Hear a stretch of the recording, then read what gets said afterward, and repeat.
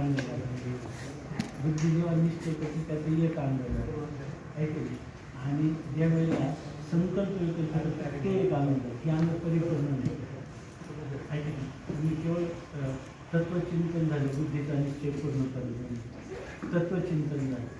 तुम्ही तत्वचिंतन झालं तर तत्वभूत व्हायचं जर असेल तर अहंकार महत्त्वाचा त्याच्यामध्ये निश्चय करायचं झालं तर बुद्धीचा सगळी उपयोगाचे म्हणून तर चार केले संकल्प विकल्प केले नाही म्हणजे विकल्प टाकून सत्संकल्प केला नाही तर होईल का कार्य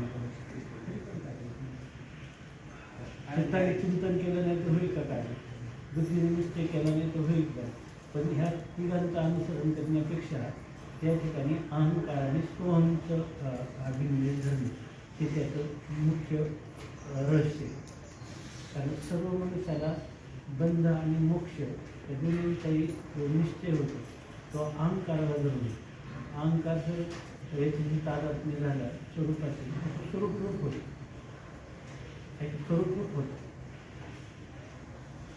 बुद्धीनं त्यांनी परोक्ष ज्ञान करून येतं तर स्वरूपरूप होणार नाही ऐकलं. अपरोक्ष झालं तर ते स्वरूपरूप होईल तरीसुद्धा अहम जर तो खऱ्या अर्थाने नित्य त्याचं चिंतन करत राहिलं तर दोन विलक्षण स्वतः तर अहमच म्हणून हे तत्वमसी म्हणजे अहम ब्रह्मास्मी तत्वमसी हे काय सांगतात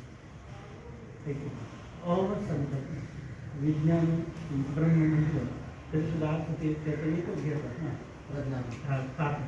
प्रज्ञानम ब्रह्म अयमात्मा ब्रह्म तत्वमसी अहम ब्रह्म सगळ्या ठिकाणी तत्वमसी वाटतं. त्याच्यामध्ये प्राधान्य द्यायचं झालं तर खरं तर काही एकच अंतःकरण एकच अंतःकरणाचे चारही भाग चारही भाग लागतात म्हणून तर सांगितलं अहंकार धरी तो उत्पन्न चित्ती प्रगती चैतन्य त्याला अनुभव येण्यासाठी त्याचं चैतन्याची अभिव्यक्ती होते म्हणजे तो विशेष भावात येतो.